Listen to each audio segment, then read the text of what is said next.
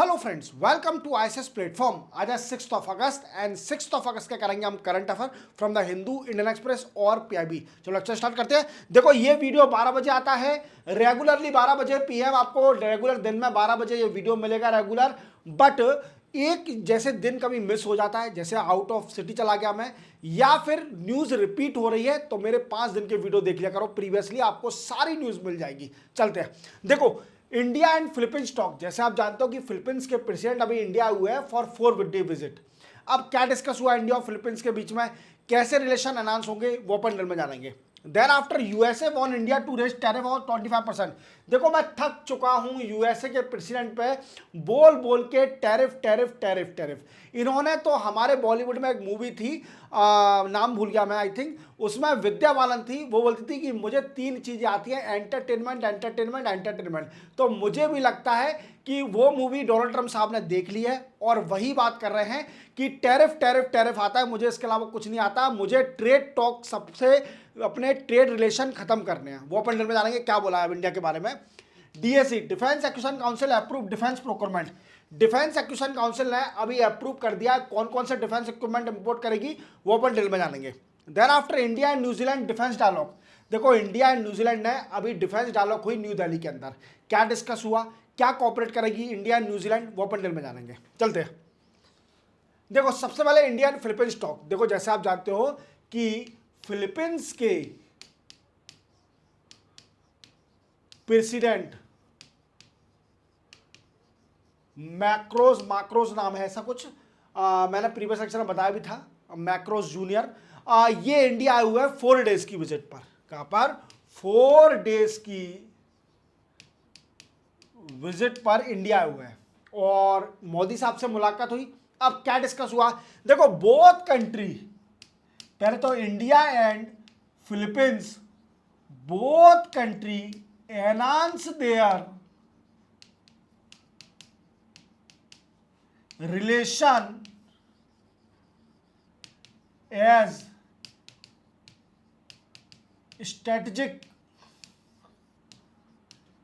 Partnership. क्या बोला कि वो अपने रिलेशन को एनहांस करेंगे एज अ स्ट्रेटेजिक पार्टनरशिप। और ये कितने साल में? 5 साल के लिए प्लान ऑफ एक्शन भी निकाला है कि इनके रिलेशन को एनहांस करने के लिए जो स्ट्रेटेजिक पार्टनरशिप है 2025 से लेकर 2029 तक, जो कि मदद करेगा दोनों कंट्री के स्ट्रेटेजिक पार्टनरशिप को सरफेस में लाने के लिए। Clear? Then after three forces cooperate with each other. Clear? Then after both country, then after sign the preferential trade agreement. Sir ये क्या होता है प्रेफरेंशियल ट्रेड एग्रीमेंट? देखो मैं बताता हूं, आपने फ्री ट्रेड एग्रीमेंट मालूम है, फिर एफटीए मालूम है, मैंने पढ़ाया था इंडिया और यूरोपियन यूनियन के बीच में फ्री ट्रेड एग्रीमेंट साइन हुआ था। क्लियर? अब क्या है प्रेफरेंशियल एग्रीमेंट, ट्रेड एग्रीमेंट क्या होता है? ये इनिशियल स्टेज होती है फ्री ट्रेड एग्रीमेंट को साइन करने की। वी कैन से जैसे कुछ गुड्स एंड सर्विस होंगी उन पर टैरिफ रिड्यूस कर दिया जाएगा, बट इसका मतलब ये नहीं है कि फ्री ट्रेड एग्रीमेंट हो जाएगा, बिल्कुल फ्री हो जाएगा नहीं। जैसे एक फादर होते हैं, वो हायर लेवल के ऑफिसर होते हैं, we can say higher level में होते हैं हमारे घर में, फिर एक बच्चा होता है, तो उनमें जीन तो उनकी है ना, बट सिमिलर तो नहीं है। डिसीजन, हायर डिसीजन कौन लेगा? फादर लेगा। तो ऐसे ही होता है फ्री ट्रेड एग्रीमेंट का मतलब है कि बिल्कुल जो भी गुड्स हैं, जो भी ट्रेड हो रहा है, उन पर बिल्कुल टैरिफ और नॉन टैरिफ बिल्कुल खत्म कर दिया जाएगा। अब प्रेफरेंशियल ट्रेड एग्रीमेंट में ये होगा कि इनिशियल स्टेज पहले देखा जाएगा कि बेनिफिट मिल रहा है दोनों कंट्री को, अगर हाँ बेनिफिट मिल रहा है तो ये पहली प्रोसेस है initial stage to sign the free trade agreement. तो क्लियर? समझे मेरी बात को? तो ये कहानी है। देन आफ्टर क्या डिस्कस हुआ, both country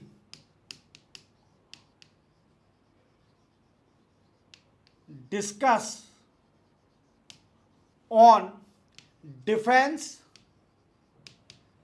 and maritime security. Clear?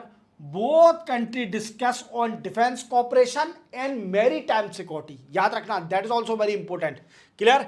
Then after both country cooperate on humanitarian assistance, disaster relief, thereafter rescue and search, clear. दोनों कंट्रीज पर कोऑपरेट करेंगी, इवन इंफॉर्मेशन शेयरिंग,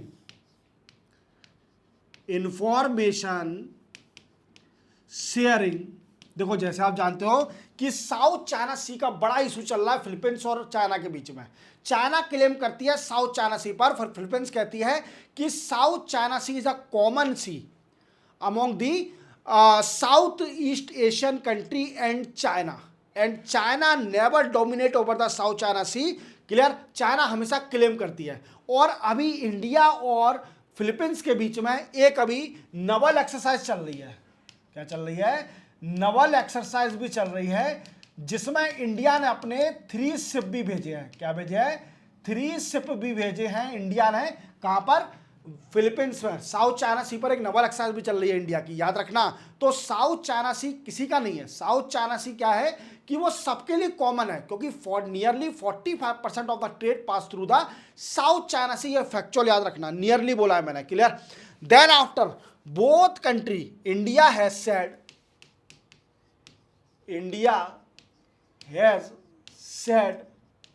दैट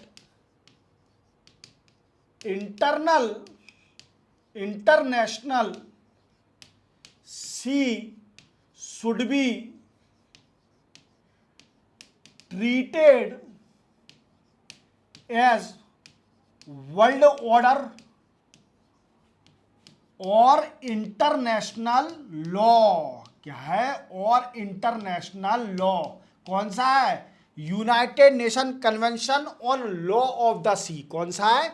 लिख देता हूं, ये हमेशा मेंशन करके आना है आपको। सी से शू आ जाए, जब वर्ल्ड ऑर्डर और इंटरनेशनल लॉ को मेंटेन करके चलना है तो आपको United Nation convention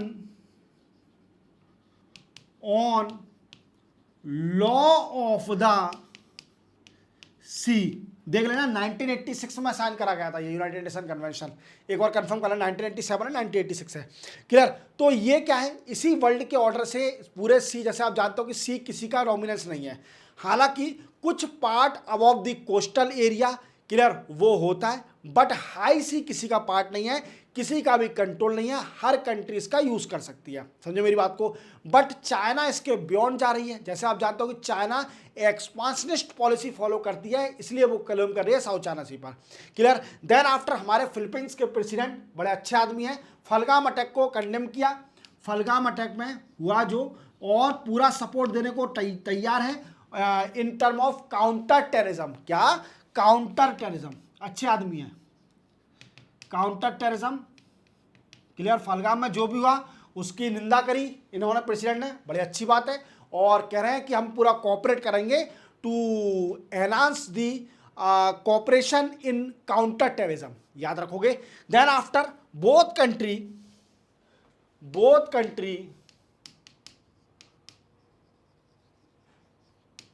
trade over $3 billion. देखो इंडिया और फिलीपींस के बीच में कितनी अच्छी दोस्ती हो गई है कि ट्रेड भी $3 बिलियन तक पहुंच चुका है इंडिया और फिलीपींस का, और इसको और आगे बढ़ाने के लिए तभी तो प्रेफरेंशियल ट्रेड एग्रीमेंट साइन किया हुआ है। समझे मेरी बात को?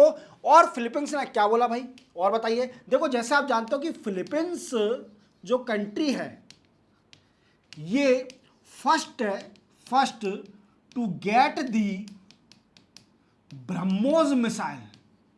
जैसे आप जानते हो कि BrahMos missile was developed by India and Russia, clear. और अभी फिलीपींस को हमने दिया था ब्रह्मोस को इन 2024, इन अप्रैल 2024 को ब्रह्मोस मिसाइल दी थी इनको हमने, फिलीपींस को। बट इसका ऑब्जेक्शन आपको याद है चाइना ने क्या बोला था? चाइना ने उस टाइम बोला था कि कैसे दे सकते हो, फिलीपींस इसका हमारे खिलाफ यूज कर सकती है। And we have already sign the mutual interest relation कि कोई भी कंट्री किसी भी अपनी सॉइल को यूज और अपने डिफेंस प्रोडक्ट को यूज नहीं करने देगी अगेंस्ट देयर कंट्री, अगेंस्ट किसी भी कंट्री के बीच में। जब चाइना पाकिस्तान को दे सकती है तो why we are on a backward stage, हम भी तो देंगे फिलीपींस को। तो यही कहानी है। चाइना ने ऑब्जेक्शन आया पर फिलीपींस को हमने दिया। इवन $3 बिलियन तक का ट्रेड है। और सबसे अच्छी बात है, अब आपको फिलीपींस घूमने जाना है तो आपको वीजा नहीं लेना पड़ेगा, क्योंकि फिलीपींस के प्रेसिडेंट ने बोल दिया है, Philippines president approve visa free access for Indian visitor, Indian citizen जो भी घूमने जाएगा उसको वीजा फ्री एंट्री दी जाएगी फिलीपींस के अंदर। और इसी के साथ अब आपके मन में डाउट आएगा कि सर फिलीपींस की डायरेक्ट फ्लाइट नहीं है, तो बिल्कुल जल्दी ही डायरेक्ट फ्लाइट स्टार्ट होने वाली है इंडिया और फिलीपींस के बीच में in the month of October के मंथ में न्यू दिल्ली और मनीला जो कि कैपिटल है फिलीपींस की, डायरेक्ट फ्लाइट स्टार्ट हो जाएगी। तो जाओ घूम के आओ फिलीपींस में। अब वीजा फ्री जाओगे फिलीपींस में, क्लियर? वीजा नहीं चाहिए आपको। अब इससे होगा क्या? तो हमारे वीजा की वैल्यू बढ़ा, से पासपोर्ट की वैल्यू बढ़ेगी। समझो मेरी बात को। अभी मैंने क्वेश्चन बताया था कि हमारे इंडिया की रैंक कितनी है, इंप्रूव हुई है कि नहीं हुई। रैंक बताने के साथ साथ अगर और भी कंट्री जुड़ेगी जो कि इंडिया को अलाउ करेगी to access without any visa, तो हमारे पासपोर्ट की वैल्यू बढ़ेगी। समझे? अब मोदी साहब ने सोचा कि हमको ये वीजा फ्री दे रहे हैं एंट्री, तो इसके बदले हमको भी कुछ देना पड़ेगा। तो मोदी साहब ने क्या दिया इनको? इन्होंने बोला, मोदी साहब ने, कि जो फिलीपींस के सिटीजन हैं they can apply for e visa के लिए अप्लाई कर सकते हैं। बट आपके मन में डाउट आएगा कि सर इन्होंने वीजा फ्री एंट्री क्यों नहीं दी फिलीपींस को हमारे इंडिया ने? देखो मेरा मानना है, मैं अपना ओपिनियन दूं, इसलिए नहीं दी इंडिया ने।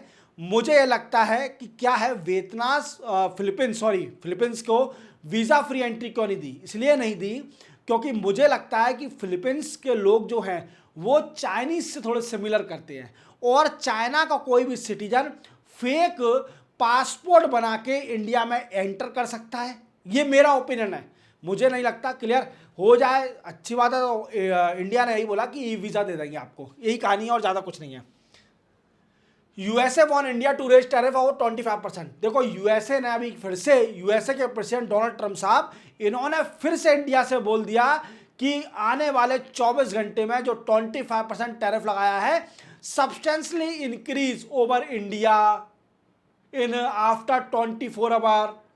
ये इनका स्टेटमेंट आया है, बिकॉज इनका एक ही स्टेटमेंट है कि अगर इंडिया रशिया से ऑयल इंपोर्ट करेगी, डिफेंस इक्विपमेंट इंपोर्ट करेगी, तो उसके ऊपर और ज्यादा टैरिफ लगाया जाएगा।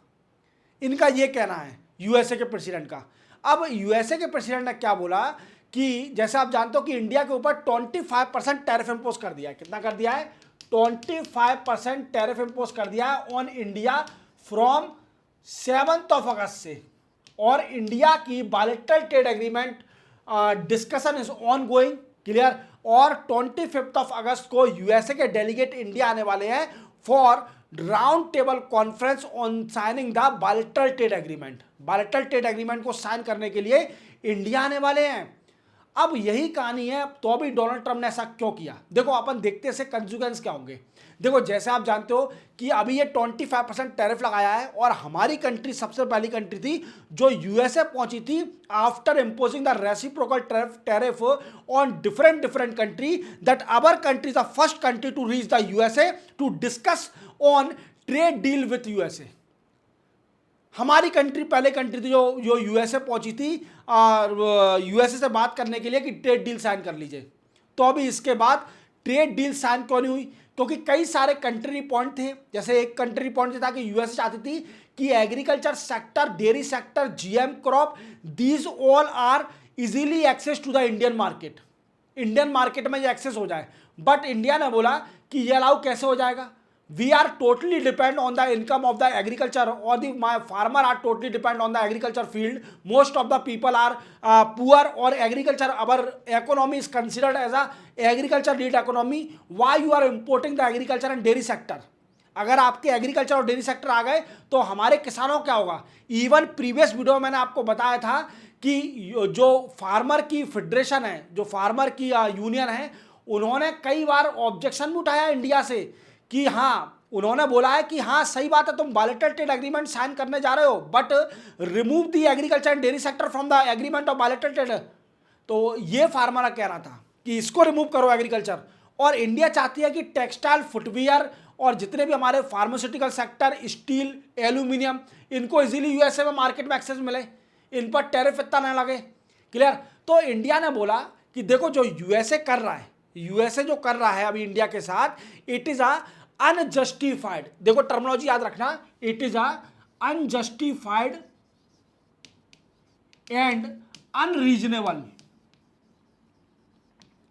ये टर्मिनोलॉजी याद रखना, अनजस्टिफाइड एंड अनरीजनेबल। इवन जो हमारे एस जयशंकर साहब है, उन्होंने कितनी अच्छी बात बोली, उन्होंने बोला कि जो यूएसए कर रही है ये वर्ल्ड ऑर्डर के खिलाफ नहीं है, ये वर्ल्ड ऑर्डर के खिलाफ नहीं है, ये हर कंट्री को अपना हक है, वो सॉवरेन कंट्री है, वो किससे ट्रेड रिलेशन रख सकती है। इवन रशिया का भी स्टेटमेंट है इसके ऊपर कि every country is a sovereign country and every country have a full authority to choose the partner for trade relation और द इकोनॉमिक कॉपरेशन।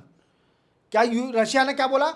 रशिया ने बोला कि हर कंट्री सॉवरेन कंट्री है और उस पर फ्रीडम है कि वो अपना पार्टनर चूज कर सकती है for trade and economic cooperation. तो ऐसा नहीं होगा। अब यूएसए का देखते हैं, और देखो आप कि हमारी जो इंडिया पर टैरिफ इम्पोज किया है, ये थर्ड लार्जेस्ट है वर्ल्ड में, इससे ज़्यादा किसी पर टैरिफ इम्पोज नहीं किया, सिर्फ 2 कंट्री को छोड़ के। चाइना पर 30% टैरिफ इम्पोज किया है और कनाडा पर 35%। और अगर देखा जाए तो अवर कंट्री का ट्रेड, जो यूएसए का ट्रेड डिफिसिट है इंडिया के साथ, वो बड़ा ही कम है अगर दूसरी कंट्री से कंपेयर किया जाए तो। और वियतनाम का हमसे ज़्यादा है ट्रेड डिफिसिट यूएसए का, और उस पर कितना 20% लगाया है, और इंडोनेशिया पर 19%।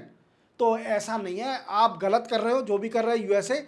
इवन तुम्हारा ट्रेड डिफिसिट कई सारी कंट्रियों से हमसे ज़्यादा है, जापान से तुम्हारा ज़्यादा है, साउथ कोरिया से ज़्यादा है, बट हम पर टैरिफ इम्पोज इतना क्यों?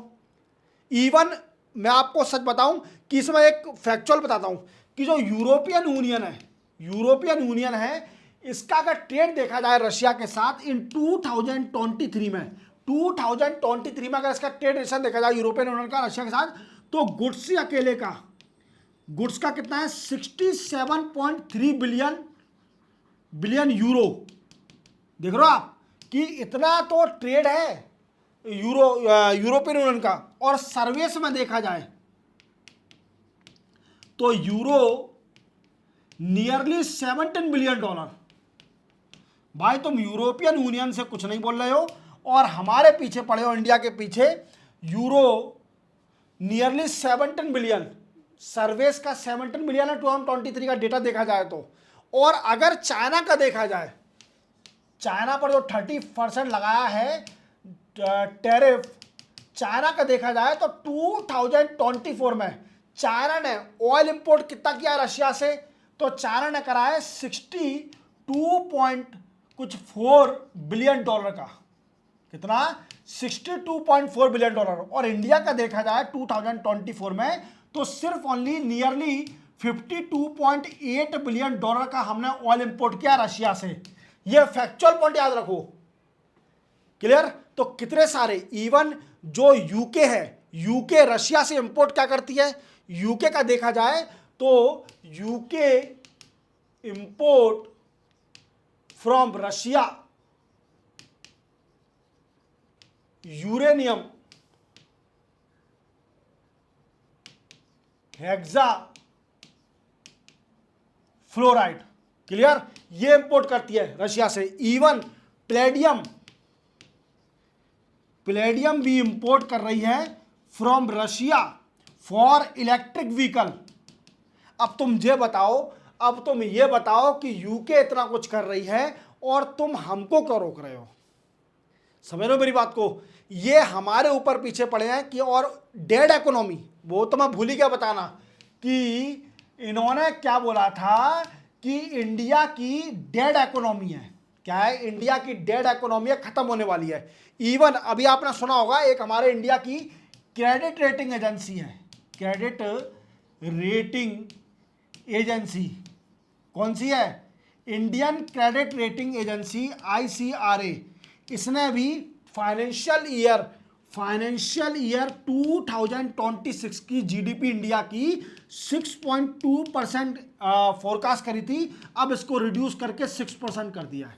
कितना कर दिया है? 6.2% से 6% कर दिया है। अब बताइए कैसे होगा? ये तुम कर रहे हो रशिया, मतलब आप कुछ नहीं कर रहे हो, आप अपने कंट्री के लोगों को परेशान कर रहे हो और इवन उनकी प्राइस को एनहांस कर रहे हो, इवन अपने देश की जो इकोनॉमी उसको ख़त्म कर रहे हो और अपने देश के जो इंडस्ट्रीज हैं उनको ख़त्म करने का पूरा प्रयास कर रहे हो। We have already competition commission of India, but you do not want to make the competition in the USA। चलते हैं।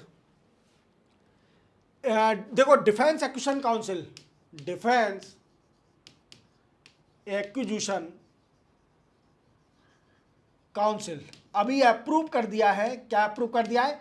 67,000 करोड़ रुपीज अप्रूव कर दिया है for importing the defence equipment from different country. देखो, सबसे पहले इंपोर्ट करेगी इंडिया, क्या है? मेल इंसान नहीं करेगी, इसका नाम है medium altitude long endurance. Medium altitude long endurance को इंपोर्ट करेगी फ्रॉम USA। पर सर ये है क्या? ये अनमेन्ड एरियल व्हीकल है। क्या है? अनमेन्ड एरियल व्हीकल है, रिमोटली ऑपरेट करा जाता है, नॉट पायलट करता है, समय पायलट फ्री है, रिमोटली ऑपरेट किया जाता है। क्लियर? सबसे पहले ये अपना इंपोर्ट करेगी। इवन सेकंड चीज क्या इंपोर्ट करेगी? जो ब्रह्मोस मिसाइल है, क्या है? ब्रह्मोस मिसाइल का फायर कंट्रोल सिस्टम, क्या करेगी?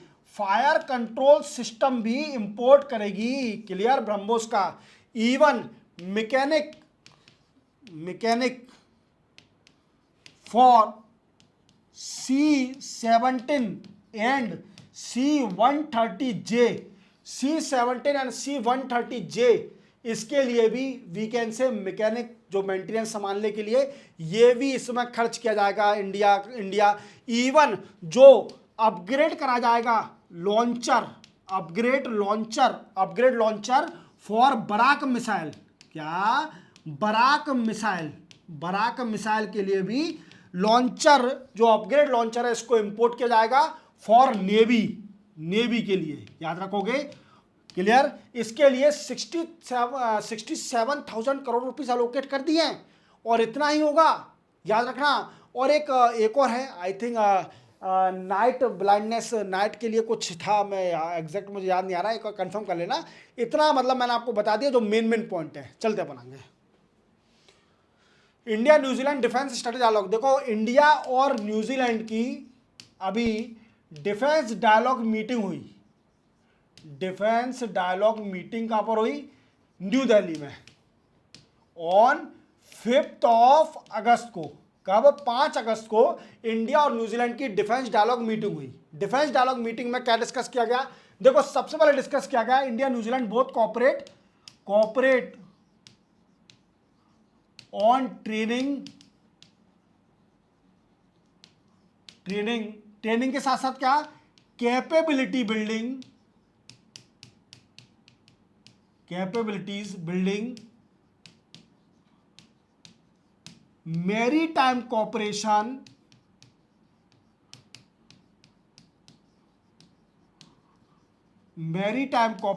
Cooperate on training, capability building, maritime cooperation, even exchange of information for that particular. Both countries sign the white shipping agreement. Wide shipping exchange agreement, exchange agreement देखो जरूरी भी है। जैसे आप जानते हो कि न्यूजीलैंड इंडियन पैसिफिक ओशन और इंडो पैसिफिक को फ्री रखना from the dominance any from the side of any country, ये रिस्पॉन्सिबिलिटी किसकी है? जो कंट्रियों की है जो पीसफुल रहना चाहती है, जैसे हमारी कंट्री है। क्लियर? तो यही कहानी है और ज़्यादा कुछ नहीं है। आज इंपॉर्टेंट न्यूज़ यही थी।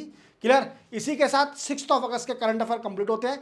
चैनल को सब्सक्राइब और बेल आइकन जरूर प्रेस करो। बेल आइकन प्रेस नहीं करोगे तो मेरे आपको किसी वीडियो की नोटिफिकेशन नहीं मिलेगी। आपको 2 दिन, 1 दिन, 4 दिन तक इंतजार करना पड़ेगा। जब तक आप वो पहुंचेगा तब तक तो मैं 10-15 वीडियो और डाल चुका हूँगा। क्लियर? तो आप लेट हो जाओगे।